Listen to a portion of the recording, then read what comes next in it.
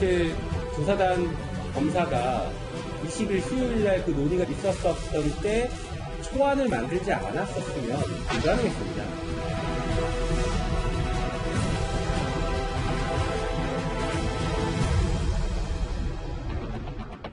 예, 오늘 뉴스톱10 바로 여기부터입니다. 김학의 전 법무부 차관에 대한 출국 금지 의혹을 수사하고 있는 검찰이 사건을 다시 배당한 지 8일 만에 전격적으로 오늘 동시다발 압수수색을 벌였습니다. 이제 강제 수사가 본격적으로 시작이 된 것 같습니다. 20일 날 점심 무렵에 법무부에서 저에게 연락이 왔습니다.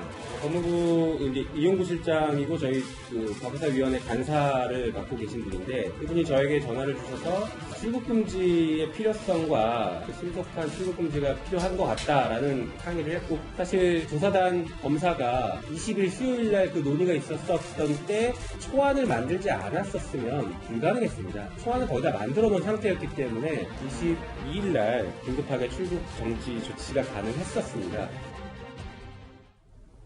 이 소식으로 좀 시작을 해보겠습니다. 이도원 의원님. 네. 여기 보는 것처럼 법무부, 출입국본부, 인천공항, 공정거래위원회 동시다발 압수수색을 시작을 했어요. 검찰이 이제 본격적으로 팔을 걷어붙인 겁니다. 그렇죠. 수원지검의 이정섭 부장검사 중심으로 수사팀 꾸린 지 이제 딱 일주일인데 예. 생각보다 빠르고 또 과감하게 압수수색 진행한 것 같습니다. 일단 그 동시다발적으로 기본적으로 크게 보면 세 군데를 했는데 우선 법무부 그 과천에 있는 출입국 본부, 그다음에 인천공항에 있는 그 사무소에서 도합 합치면은 600건이 넘는 그 김학의 전 차관에 대한 출국 조회를 하지 않았습니까? 네. 이건 뭐 명백한 불법에 해당될 거고 또 여기에 이제 압수수색이 들어간 거. 그다음에 공정거래위원회는 그 허위 공문서로 지금 보이는 그 출국금지 요청서, 출국금지 확인 승인 요청서를 작성한 이규원 검사가 지금 공정거래위원회 파견돼 있습니다. 당시에 그 대검 진상조사단 파견을 마치고 미국의 그 조지타운 대학에서 1년 연수하고 지금 돌아와서 공정거래위 근무하고 있기 때문에 맞아요. 공정거래위 사무실하고 이규원 검사 자택까지 아마 압수수색한 것 같습니다. 그렇게 보면은 수사의 강도가 굉장히 높다고 볼 수 있겠죠. 그리고 아마 대검도 압수수색한 것 같은데 왜냐하면 대검 진상조사단 지금 정책기획과에서 그 실무를 담당했으니까 당시에 어떤 배경으로 이런 그 불법적인 그 출국 금지 요청이 있었는지 그 배경을 판단하기 위해서 대검까지 압수수색한 것 같습니다. 맞아요. 이제 여기 보면 동시다발적으로 특히 근데 눈에 띄는 건 잠시 언급해 주셨던 공정거래위원회인데 왜냐하면 다음 장을 한번 볼까요? 김경진 의원님. 이번 그 출국금지 의혹의 핵심 당사자인 이규원 검사가 현재는 공정거래위원회에 파견이 돼 있기 때문에 네. 그러면 이제 압수수색을 지금 사무실도 했고 이규원 검사 자택도 했는데 네. 그럼 앞으로 이거를 좀 들여다보면 어디 윗선까지 이게 좀 알고 결정을 내렸는지 좀 검찰이 파악을 할 수가 있는 겁니까? 그러니까 일단 실정법을 가지고 보면 이규원 검사가 출국금지 의뢰를 하면서 동부지검의 2019 내사 1호라고 하는 사건 번호를 기재를 했는데 이게 사실은 존재하지 않는 사건 번호거든요. 그래서 허위 공문서 작성죄라고 하는 범죄에 해당을 합니다. 그러면 저게 이제 이규원 검사 본인에게 적용이 되는 것은 별 무리가 없는데 예. 문제는 얼마만큼 많은 사람들하고 그 출국 금지와 관련해서 허위 서류를 기초로 해서 했는지에 합의를 했는지 그 부분에 대해서 이제 밝힐 필요성들이 있기 때문에 아마 일단 이규원 검사 압수수색을 하고 이규원 검사에 대해서 조사를 한 다음에 아마 나머지 부분도 수사의 대상이 좀 점차 넓어지지 않을까 싶고요. 예. 지금은 일단 출국관리본부 같은 경우는 기본적으로 몇 번이나 조회를 했는지 몇 분 단위로 조회를 했다 그러니까 그다음에 조회를 한 단말기가 어디인지 그다음에 그 조회를 한 단말기를 누가 어느 직원이 썼는지 이런 부분들 구체적인 객관적인 사실을 파악하기 위해서 아마 출국금지를 압수수색을 한 것 같습니다. 맞아요. 저희가 여기 그 흐름에서 어디를 오늘 검찰이 압수수색했는지를 다른 색깔로 좀 표시를 해봤는데 이규원 검사, 현장 책임자도 그렇고 김 변호사님 특히 밑에 현장에서 일선에서 이 출국을 금지시켰던 법무부 직원들 왜냐하면 여기에 몇 번 조회했는지 무려 177번 혹은 전후로는 일부 보도를 보니까 600번 넘게 나갔는지를 조사했다 이런 얘기도 나왔었죠. 실제 보면은 청와대는 이광철 민정비서관이라든지 당시에 박상희 장관, 그 다음에 이용구 법무시장 지금 차관이죠. 이쪽 라인들에 대해서는 아직 압수수색 안 갔어요. 예. 그건 뭐냐면 예를 들어 이용구 차관이 본인이 얘기하기를 나는 아이디어는 냈지만 그게 어떻게 구체적으로 됐는지 나는 모른다. 내가 불법에 가담했다는 식의 보도하지 마라 이 얘기거든요.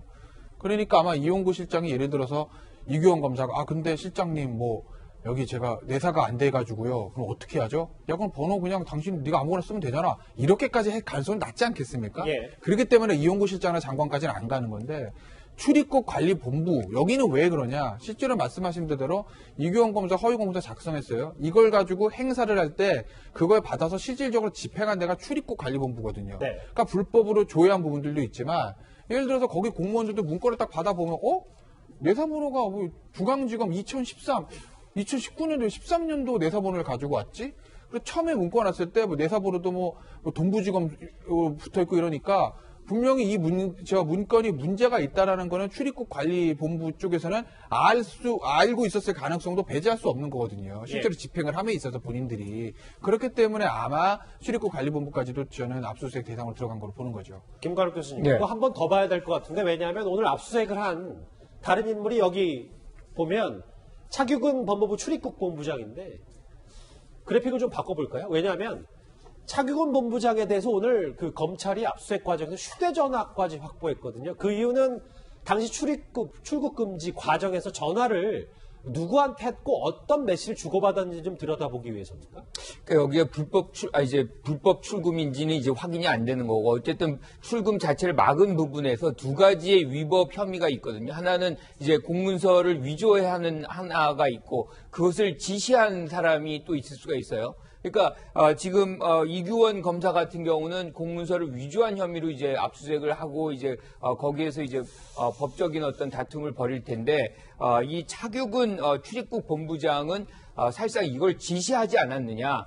이렇게 얘기가 되니까 이 휴대폰을 이제 압수수색을 하고 그것을 다시 포렌식을 한다 그러면 그때 어떤 지시사항이 있었는지 확인할 수가 있는 거죠. 그런데 오늘 나온 얘기를 보면 사실상 이 차규근 본부장 같은 경우는 그 당시에 만약에 출금을 하지 않았다면 그것 자체가 직무유기가 될 수 있다라고 이제 얘기를 하고 있어요. 왜냐하면 그 당시에 지금 이 김학의 전 차관 같은 경우는 굉장히 사실 사안이 커서 주목을 받던 인사인데 출국을 시킨다 그러면 사실은 그 책임을 누군가는 져야 되는 것이고 그걸 직무유기로 볼 수도 있는 부분이 있는 것이기 때문에 네. 그런 얘기를 지금 하고 있는 것 같아요. 근데 전반적으로 지금 사실 과거사 진상위원회가 조사단이 구성이 됐잖아요. 네. 그렇다 그러면 신병을 확보하는 것이 맞고 그러면 검찰이 사전에 해외 도피라든가 이런 것들을 감안해서 조치들을 다 취해놨어야 되는데 이게 의례적으로 그냥 이 검찰이 했던 수사 방식대로 그냥 하고 만약에 그런 상황에서 위급하니까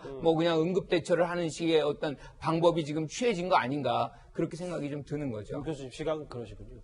근데 김태현 변호사님. 네. 근데 오늘 한국일보 인터뷰를 했어요. 핵심 당사자인 차규근 출입국 본부장이. 그런데 좀 의미심장한 얘기를 한 게 당시 박상기 법무부 장관과 김호수 전 차관 그리고 이용구 실장 등이 회의에 호출됐고 관련해서 김호수 전 차관에게는 보고를 했다 이런 발언까지 좀 했거든요. 그러니까 회의를 했다는 거잖아요. 장관 직권 출금을 돼. 이게 이제 대통령이 그에 아마 해외 순방하고 돌아오시면서 장자연 씨 사건, 버닝썬 사건, 김학의 전 사관 사건 이거 공소시효 이런 거 상관없이 철저하게 진실 규명하라라고 생방송에서 말씀을 대국민 그 영상으로 대국민 메시지를 낸 거 아니겠습니까? 그 메시지가 나오면서부터 검찰과 법무부도 비상, 김학의 전 차관도 비상이었습니다. 대통령의 그 메시지는 어떻게든 김학의 전 차관 수사라는 메시지거든요. 예. 그러니까 김학의 전 차관이 그걸 딱 듣고 이거 이제 나에 대해서 곧 소환 조사하고 신병 확보하겠구나. 외국 좀 가야 되겠다라는 생각을 했을 가능성을 배제할 수 없다. 실제로 추국 씨도 했었고. 그럼 법무부에서 이거 몰랐을까요? 대통령의 저렇게 강한 메시지가 나왔으니까 그걸 들은 김학의 전 차관이 분명히 해외로 나갈 가능성이 있다. 그거 당연히 캐치할 수 있겠죠. 그러니까 지금 법무부에서 어떡하지? 김학의 전 차관 나가면 어떡하지 하고 대책을 논의했던 거예요. 저건 당연히 법무부 저렇게 하는 게 맞습니다. 그렇게 해서 신병 확보가 맞죠. 근데 다만 문제는 신병을 확보하는 방법인 건데 지금 보시면 장관 직권 출금에 대해서 물었다는 거예요. 예. 근데 이제 또 이런 얘기가 나와요. 법무부 과장한테 물었더니 법무부 과장이 장관 직권 출금이 법에 있어서 법리상으로는 가능할지 몰라도 이게 그러면 정치적으로 좀 부담이 있다는 취지. 향후에 법무부가 부담을 떠는 이런 취지거든요. 제가 장관 직권 출금을 당시에 왜 안 썼을까요? 라고 하는 물음에 대해서 시나리오 제가 두 개를 말씀드려서 하나. 예. 박상희 장관도 그렇고 차기근 본부장도 검찰 출신이 아니니까 이런 제도가 이제 몰랐을 가능성. 예. 두 번째, 알아도 정치적인 부담 때문에 안 썼을 가능성 두 개거든요. 지금 차기근 본부장 얘기도 하면 제가 말씀드린 시나리오 중에서 두 번째 시나리오입니다. 그렇네요. 문의를 했으나 법무부 과장이 법리상으로 가능할지 몰라도 정치적 부담이 있습니다. 그래서 안 했다는 거예요. 좋아요. 그럼 그 다음에 선택한 게 뭐죠? 그 다음에 선택한 거는 그냥 이규원 검사 이렇게 해가지고 내사번호 없는 거 쓰고 옛날 거 갖다 써서 한 불법을 저지른 거라고요. 예. 어차피 지금 김관욱 교수는 말씀하셨지만 수사를 해야 되니까 김학이라는 사람을 못 나가게 하는 대의가 있다. 저도 인정합니다.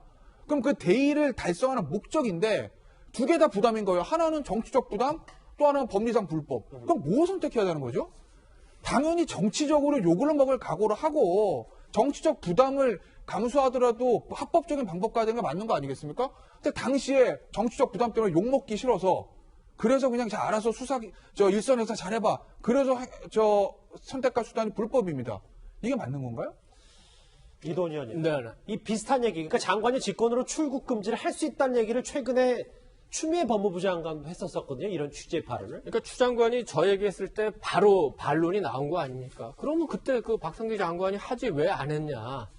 아까 잠깐 설명한 대로 그 법무부에서 법리상으로는 가능해 보일지 모르지만 약간 부담했다. 무슨 얘기냐면 법무부 장관이 그러니까 출금이 그 일반적인 출국 금지가 있고 지금 이제 그 김학의 전 차관 그 상황에 있는 게 긴급 출국 금지가 있는데 일반적인 출국 금지는 법무부 장관이 할 수 있는데 긴급도 할 수 있느냐에 따라서는 의견이 엇갈립니다. 왜냐하면 긴급은 분명히 조건이 명시되어 있지 않습니까? 예. 반드시 사건 번호가 있는 피의자여야 하고 3년 이상의 중형을 받을 만한 그 사건이어야 하기 때문에 거기에 해당이 안 되는 겁니다. 그렇기 때문에 만약에 설사 그때 당시에 법무부 장관 직권으로 할 수 있다고 치더라도 100번 양보해서 그걸 안 하고 불법적인 절차를 거쳐서 출국을 금지했다면 그건 반드시 조사를 해서 처벌해야 될 사안인 거죠. 그럼 이동희 의원님, 좀 더 크게 한번 보면 추 장관이 이렇게까지 발언을 현직 법무부 장관 했는데도 윤 총장은 재배당을 했고 오늘 압수수색도 했단 말이죠. 윤 총장 스스로도 이 부분에 대해서는 확실히 좀 짚고 넘어갈 건 짚고 넘어겠다. 이렇게 해석해도 되는 겁니까? 아주 중요한 질문입니다. 지난 월요일 18일에 그 문재인 대통령이 그 윤석열 총장에 대한 질문이 나오니까 문재인 정부의 검찰총장이다. 그러니까 이전에 임명할 때 우리 윤 총장 그 같은 취지였겠죠. 그런데 어떻게 보면 그거에 대해서 윤 총장이 화답을 한 건가?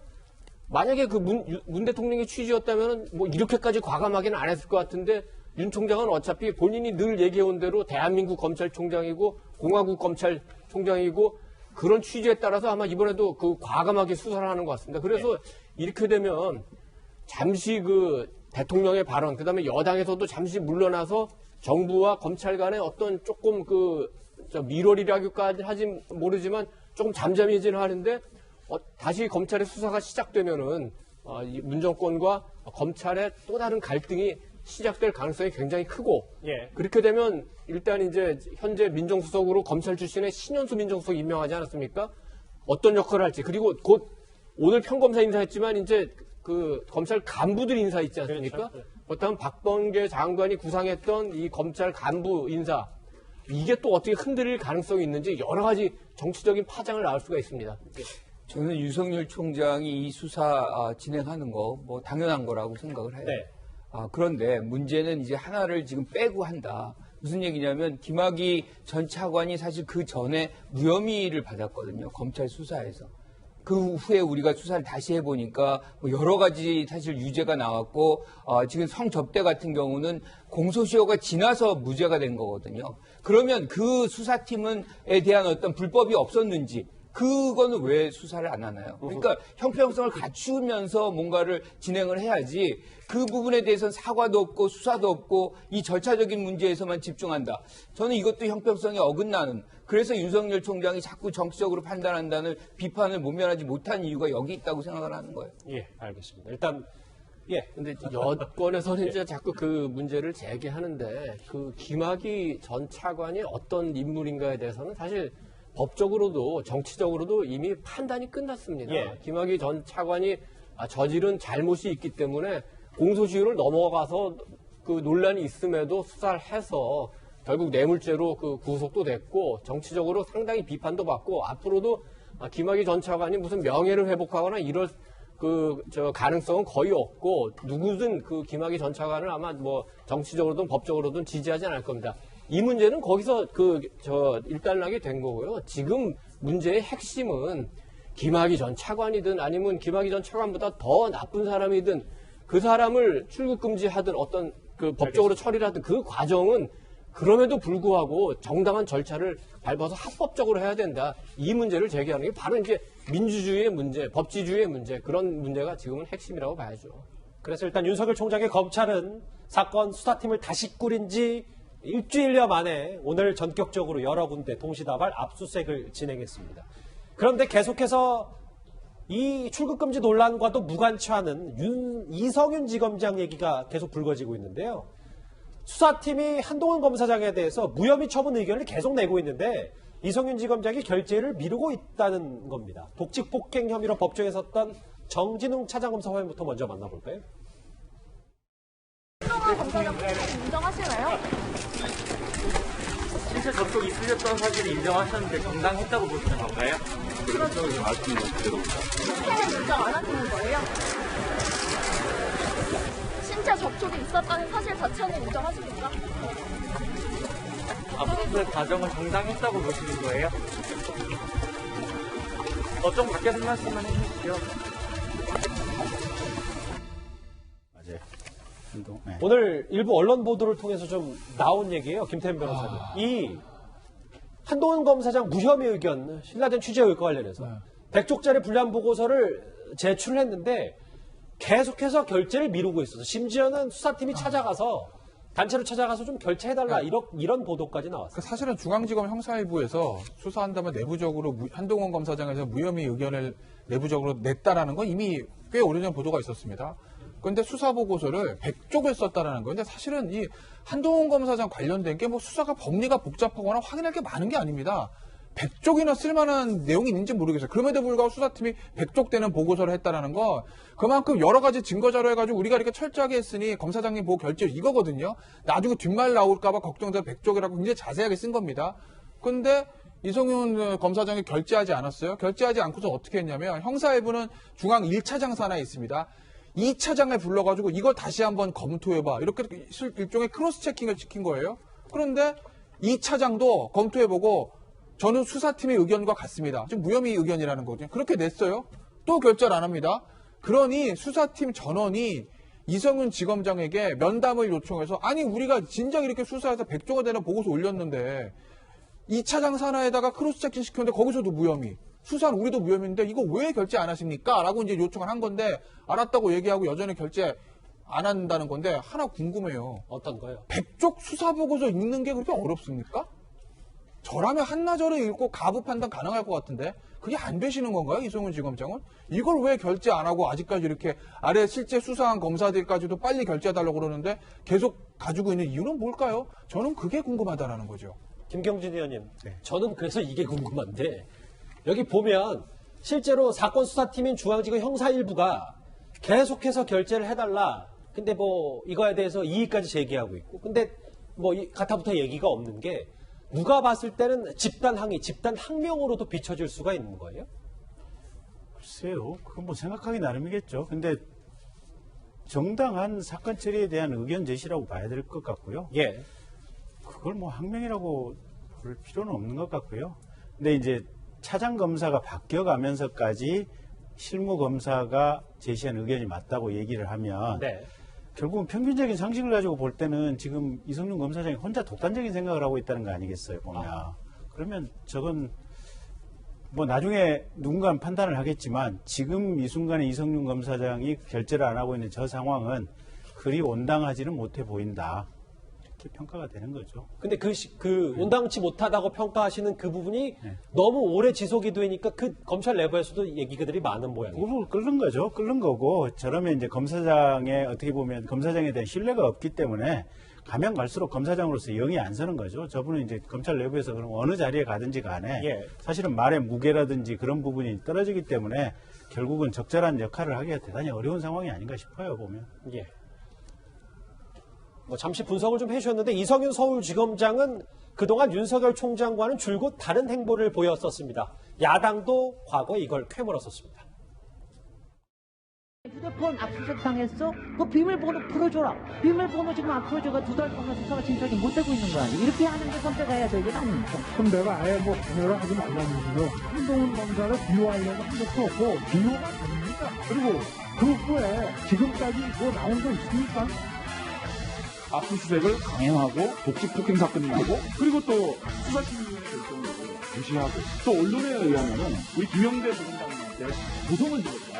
법제라고 한 번도 없습니다. 들어가서 원장님 사진이 있으니까 다 끝난 후에 해줄 때 사진이 있었어요. 오히려 원장님이 참 일을 하도록 했습니다. 그래서 나온 것밖에 없습니다.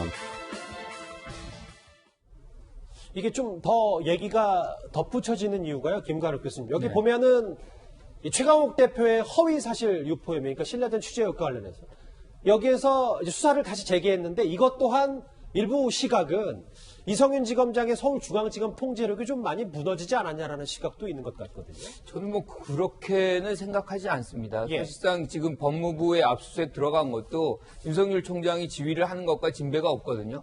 그러니까 검찰이 고발된 사안에 대해서 사실상 뭐 수사를 본격적으로 이제 진행하는 그런 차원에서 우리가 해석을 해야지 지금 법무부가 뭐 검찰에 의해서 조금 뭐 위상이 약화됐다. 우리가 그렇게까지 확대 해석할 필요는 없고요. 지금 박범계 이제 후임 법무부 장관이 들어서면 어떤 이 관계를 이제 형성하느냐, 그걸 우리가 또 지켜볼 필요가 있거든요. 추미애 장관 때하고 또 다른 어떤 모습이 발생할 수 있는 것이고 예. 어떤 형태로든 7월 달이면 윤석열 총장은 임기가 끝납니다. 하지만 박범계 이제 신임 장관 같은 경우는 사실상 뭐 1년 넘게 남은 상황이라고 본다면 그 관계가 그렇게 쉽게 검찰 중심으로 가기는 좀 쉽지 않을 것이다. 저는 이렇게 봅니다. 예. 네요. 이게 사실은 총장도 그렇고 중앙지검장도 그렇고 이게 검사장이나 총장이라고 하는 게 실은 그 사건의 담당 주임검사는 아니거든요. 그렇죠. 형사소송법의 대원칙은 그 사건의 주임검사로 지정된 사람이 그 사건에 대해서 기본적으로 처분할 수 있는 권한을 가지고 있는 겁니다. 그리고 부장이나 차장, 검사장, 검찰총장은 그게 옳은지 틀리는지에 대한 감시 견제를 하라고 하는 그 차원에서 지금 결재제도가 있는 거거든요. 예. 그래서 이게 사실은 저 같은 경우에요. 뭐 그러니까 정치를 하겠다고 나왔는지는 모르겠지만 가령 검사들 중에 뭐 정치적이나 혹은 누구로부터 힘 있는 사람부터 청탁을 받고 어떤 사건을 어떤 방향으로 해달라고 뭘 하는 수가 있습니다. 예. 조사를 해보면 그게 아닌 경우가 있어요. 그대로 안 되겠습니다. 이건 그 반대의 경우입니다. 얘기를 드리면 결재를 안 하고 버티는 경우들이 있어요. 근데 저 같은 경우 어떻게 했냐면 그런 상황 전부 수사 기록에 남겨놓고 예. 이렇게 해서 이렇게 처리할 수밖에 없는데 이분이 결재를 안 해서 나는 그냥 이대로 처리를 한다. 이렇게 처리를 해버렸습니다. 그러니까 지금 이 상황도 가령 이성윤 검사장이 저렇게 두 분의 차장이 합리적으로 저게 맞다고 하는데도 지금 결재를 안 하고 버틴다 이러면 실은 주임검사가 그냥 처분해버리면 되는 겁니다. 그리고 물론 이제 결재를 안 받고 처리했다는 그 하나만 가지고 어떤 형식적인 사유만 가지고 담당 검사를 징계하려면 징계할 수는 있겠지만 예. 결국은 역사라든지 큰 원칙을 가지고 이게 하기 때문에 그게 달라질 일은 없기 때문에 어쩌면 검사들이 정말 정치적인 중립 그리고 사건에 대해서 올바른 시각을 가지고 자기 소신을 가지고 한다면 큰 무리가 될 게 없을 겁니다. 이성윤 서울중앙지검장의 버티기는 다른 사건에서도 뒷말이 나오고 있는데요. 저희가 영상을 준비했습니다. 언론에 나오는 것들이 많이 억울한 일이 있을 때예요. 우리 지검장님께서. 그런데 우리가 볼 때는 너무 편파적이지 않느냐 이런 생각이 들어서 부산 사건이나 최강욱 비서관 사건에 관해서는 언론에 우선 반대가 돼 있지만 적어도 피의자나 이런 사람 소환 조사를 하자고 기소보다는 피의자의 충분한 얘기를 들은 뒤에 처리를 하자는 취지의 건의를 드린 겁니다. 저는 기소 반대한 적이 한 번도 없습니다. 이 한동훈 검사장 사건 말고도 이도원 의원님, 네. 그 이성윤 지검장 얘기에서 이성윤 지검장이 울산시장 선거 개입 의혹도 맡고 있는 거 아니냐라고 오늘 일부 보도가 나오자 이거에 대해서는 바로 중앙지검이 반박을 했거든요. 근데 이 울산 사건은 월성 1호기 사건과 함께 그 청와대에서 가장 지금 민감하게 생각하는 사건 아닙니까? 이 사건에서 이미 13명이 기소가 됐고 지금 그 중앙지검의 수사팀이 청와대에 지금 핵심 비서관 한 명을 추가로 기소를 하려고 하는데 계속 지금 이성윤 총장이 그거를 결재를 안 해주고 있습니다.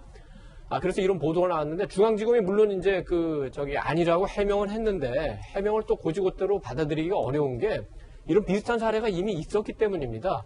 우리가 그 조국 사태 때를 돌이켜 보면은 그 최강욱 당시 청와대 공직기강 비서관이죠. 그 조국 아들에 대해서 그 허위 인턴 증명서 발급했다는 혐의로 수사를 해서 기소를 그 수사팀이 건의를 했는데 이성윤 지검장이 계속 그 결재를 그 거부하고 서너 차례 윤석열 총장의 기소하라는 지시까지도 그 이행하지 않으니까 3차장이 정결을 해서 기소한 전례가 있어요. 그래서 지금 얘기했던 한동훈 검사장 그 수사 문제, 그다음에 이 지금 그 울산시장 문제 뿐만 아니라 이제 김학의 전 차관 관련한 수사에서도 그런 그 경우가 있기 때문에 지금 사실은 자꾸 이런 식으로 나오니까 법조계에서는 이거는 그 이성윤 그 지검장이 너무 이 법치주의에 반하는 거다. 오히려 뭐 정치권에서는 공수처의 1호 수사 대상이 윤석열 총장 아니냐 얘기하지만 이렇게 하면은 공수처 1호 수사 대상은 이성윤 지검장이 돼야 되는 거 아니냐 이런 얘기까지 지금 법조계에서 나오는 상황입니다. 첫 번째 이슈는 오늘 전격적인 압수수색이 진행된 김학의 전 차관 출국금지 의혹과 이성윤 지검장 얘기 각각 만나봤습니다. 다음 주제 이제부터 좀 더 속도를 내보겠습니다.